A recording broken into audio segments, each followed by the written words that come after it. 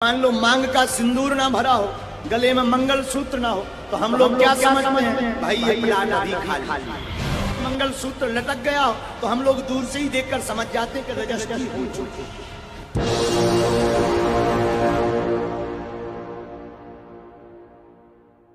और बहुत सारे लोग तो कहते हैं अरे सुहाग की निशानी है, ऐसे बोलते हैं सुहाग की निशानी है।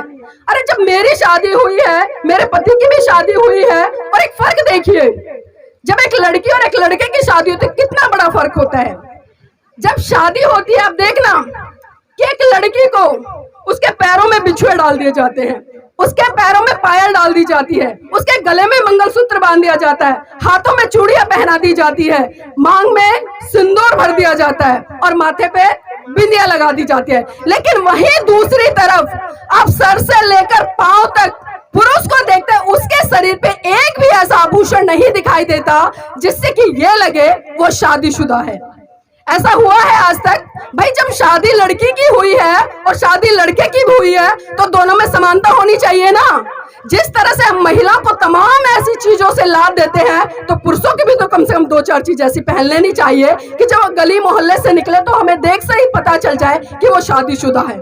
पता चलना चाहिए ना। और जब हम ये लंबा लंबा सिंदूर लगाते हैं ना, मेरी बहनों, इसमें बहुत ज्यादा केमिकल होता है, इसमें केमिकल होता है। और बहुत सारे पुरुष तो मुझसे बहस करते हैं इस चीज को लेकर, अरे नीलम जी आपको नहीं पता, जो महिलाएं मांग भरती है ना, जो सिंदूर लगाती हैं, तो सिंदूर लगाने से जो ब्लड सर्कुलेशन है वो सही बना रहता है। तो पता है मैं उन पुरुषों से क्या बोलती हूँ कि मेरे भाइयों, जब सिंदूर लगाने से और मांग भरने से महिलाओं का ब्लड सर्कुलेशन अच्छा बना रहता है ना, तो कल से आप भी अपनी मांग भर लेना, आपका भी ब्लड सर्कुलेशन अच्छा बना रहेगा। तो वो चुप हो जाते हैं, क्योंकि मेरी बहनों, जब तक हम सवाल नहीं करेंगे ना, तब तक हम तर्क नहीं करेंगे, तब तक कोई फायदा नहीं है। भेड़ चाल चलते रहिएगा कि हमारे बड़े बुजुर्ग करते आ रहे थे, हमारी परदादी ने किया, उसके बाद हमारी दादी ने किया, फिर उसके बाद हमारी सासू माँ ने किया, या आज हम कर रहे हैं। अब ये बताइए कि आज से अगर मैं बात करूं 100 साल पहले की, जो 100 साल पहले जीवन हम लोगों का था, क्या 100 साल के बाद आज वो जीवन है? आज हम शिक्षा ले रहे हैं, अच्छी पढ़ाई लिखाई कर रहे हैं, अच्छी नौकरियों पर आसीन है, आज हम पत्रकार बनकर माइक लेकर घूम रहे हैं, जनता की आवाज उठा रहे हैं, आज हम इस देश के राष्ट्रपति प्रधानमंत्री बन रहे हैं। तो ये सारी चीजें कहां से आई? क्या अगर हम 100 साल पहले की बात करें और उसी व्यवस्था में अपने आप को शामिल करें, उसी व्यवस्था में जीना चाहे, तो क्या आज हम देश के राष्ट्रपति प्रधानमंत्री बन सकते हैं? क्या इस देश की, खासकर मेरी समाज की जितनी भी महिलाएं आज मैं देखती हूँ अच्छी अच्छी नौकरियां कर रही हैं, एक चपड़ासी से लेकर एक राष्ट्रपति तक इस देश की महिलाएं हैं। तो ये सारी चीजें कहां से आई? परिवर्तन हुआ ना। और ये परिवर्तन कैसे हुआ? जब परम पूज्य बाबा साहब ने इस देश की महिलाओं की स्थिति को पढ़ा, जाना, समझा, और उन्होंने देखा कि इस भारत देश की महिलाओं की जो दयनीय स्थिति है वो कितनी बद से बदतर है। जब एक महिला को जानवर से भी बदतर समझ दिया जाता है, उसको पुरुष की जूती के बराबर समझा जाता है, उसको घर से बाहर निकलने की आजादी नहीं है, उसको शिक्षा लेने की आजादी नहीं है, तो परम पूज्य बाबा साहब ने सबसे पहले संविधान में आपके लिए, मैंने कहा ना कि समानता का अधिकार दिया। चाहे आप महिला हो या पुरुष हो, सबसे पहले आपका समान अधिकार है। और इसी तरह से परम पूज्य बाबा साहब ने संविधान के तहत ही आपको हिंदू कोड बिल के माध्यम से तमाम वो हक अधिकार दिए जो आपके लिए आपकी उन्नति के द्वार खोलते हैं। लेकिन हमने इन चीजों को समझा ही नहीं। आज संत कबीर जी की जयंती है। अभी जिस तरह से कई लोगों ने चर्चा की, रात को यहाँ पर एक जागरण भी हुआ। अब बताइए मुझे, हम जागरण करते हैं, ढोलक बजाते हैं, भक्ति में लीन हो जाते हैं, तो क्या उससे हमारी समस्याओं का समाधान हो जाएगा? जिस तरह से कबीर जी ने कहा कि पाथर पूजे हरि मिले, पाथर पूजे हरि मिले, तो मैं पूजू पहाड़, तासे तो चाखी भली, जो पीस खाए संसार। अर्थात कि अगर पत्थर पूजने से ही सब कुछ हो जाता, अगर पत्थर पूजने से ही सारी समस्याओं का समाधान हो जाता, तो मैं पहाड़ का पहाड़ पूज लेता। होता है ना ऐसा? अब हम कभी सोचते हैं कि जिस पत्थर की हम पूजा कर रहे हैं उसको किसने बनाया? उदाहरण के तौर पर अगर मैं बात करूं, हमारे सामने महाकाणिक तथागत बुद्ध की एक विशाल प्रतिमा रखी है। ये किसने बनाई है? किसने बनाई है? ये भी एक इंसान ने बनाई है ना। और जिस इंसान ने बनाई है उसने इसको छेनी भी मारी होगी, कील भी लगाई होगी, इस पे पॉलिश भी की होगी, न जाने किस किस तरह से इस पूरी मूर्ति का निर्माण हुआ और इसका एक रूप दिया गया और इसमें हमने इस रूप में एक श्रद्धा स्थापित कर ली। तो मेरी बहनों, किसी भी व्यक्ति के अंदर या किसी भी संत महान पुरुष के अंदर जब तक श्रद्धा मत लेकर आओ, जब तक आप उसको पूरी तरह से जान न लो।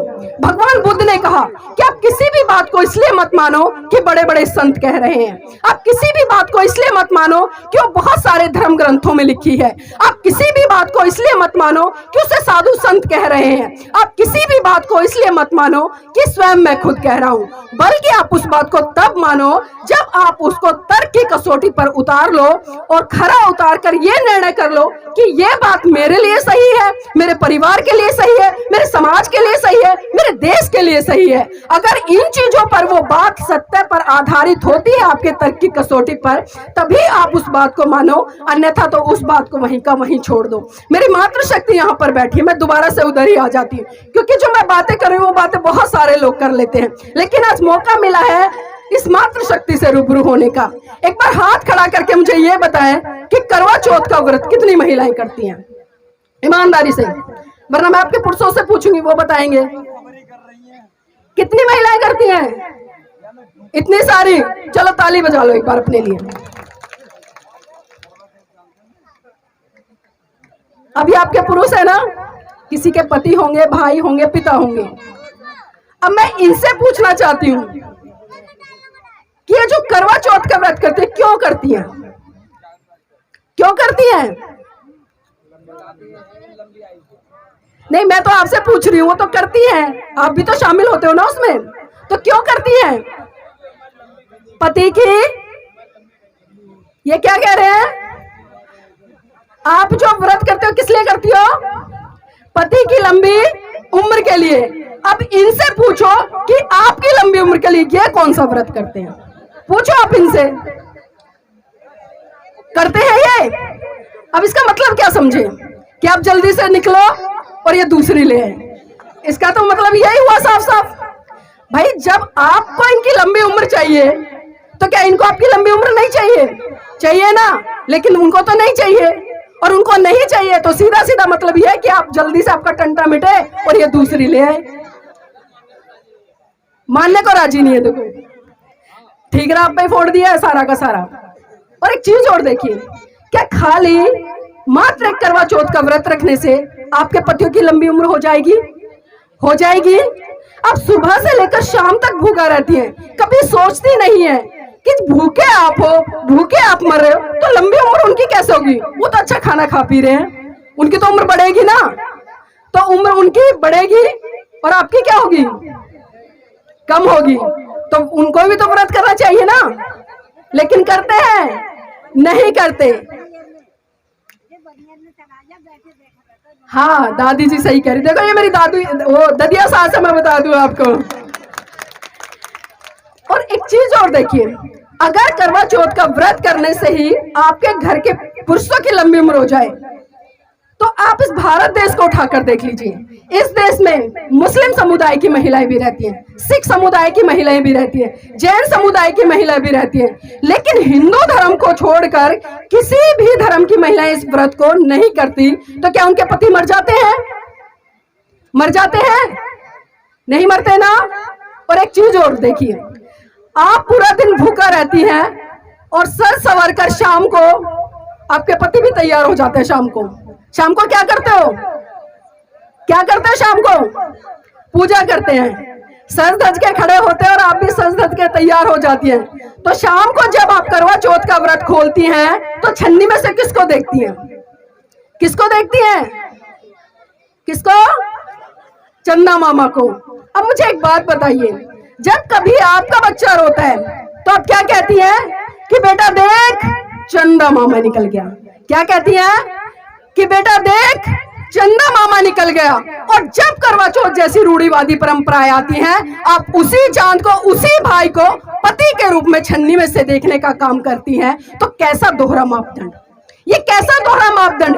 एक तरफ तो आप उसको भाई बना रही हैं और दूसरी तरफ ये रूढ़िवादी परंपराएं आती हैं तो आप पति के रूप में उसको छन्नी में से देखने का काम करती हैं। मुझे दुख होता है, क्या इसी दिन के लिए परम पूज्य बाबा साहब ने अपने 4 बच्चों की कुर्बानी दी?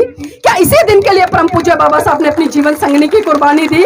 क्या इसी दिन के लिए परम पूज्य बाबा साहब ने एक ऐसी व्यवस्था से वो लड़े जो व्यवस्था रात दिन आपको गुलाम बनाने का काम करती थी, आपका शोषण करती थी, लेकिन आप लोगों ने परम पूज्य बाबा साहब की बात को भी नहीं माना। 1935 में परम पूज्य बाबा साहब ने एवला की धरती से घोषणा की कि मैं हिंदू धर्म में पैदा हुआ, ये मेरे बस की बात नहीं थी, लेकिन मैं हिंदू धर्म में मरूंगा नहीं। और ठीक 21 साल बाद नागपुर की धरती पर 14 अक्टूबर सन 1956 को परम पूज्य बाबा साहब ने लाखों लोगों के साथ में बौद्ध धर्म की दीक्षा ली। लेकिन हम लोगों ने कितना उस बात को माना, कितना उस बात को समझा? और खासकर यहाँ पर मेरी जो युवा पीढ़ी समझ खड़ी है, मैं उनसे सवाल कर रही हूँ, क्योंकि हम पटके तो पहन लेते हैं, जय भीम का झंडा तो उठा लेते हैं, जय भीम के नारे तो लगा लेते हैं। क्या सही मायने में कभी हमने जय भीम को पढ़ने का काम किया? क्या कभी हमने जय भीम को समझने का काम किया? मेरे साथियों, ये जय भीम कोई नारा नहीं है, बल्कि जय भीम एक क्रांति है, एक आग है, एक ज्वाला है, एक सिद्धांत है और एक आंदोलन है। जिस दिन मेरे समाज की बहन बेटियों ने, मेरे भाइयों ने इसको समझ लिया ना, तो आप इस देश की सत्ता पर भी राज करेंगे। और ये पंचशील के जो ध्वज चारों तरफ लहरा रहे हैं ना, फिर से वो समय आएगा जब पूरे भारत से फिर से गूंजेगा कि ले अंत मन दीप भाव, ले अंत मन दीप भाव, मूल मंत्र बने स्वयं के स्वामी, गूंज उठे हर बस्ती से बुद्धं शरणं गच्छामि, धम्मं शरणं गच्छामि, संघं शरणं गच्छामि।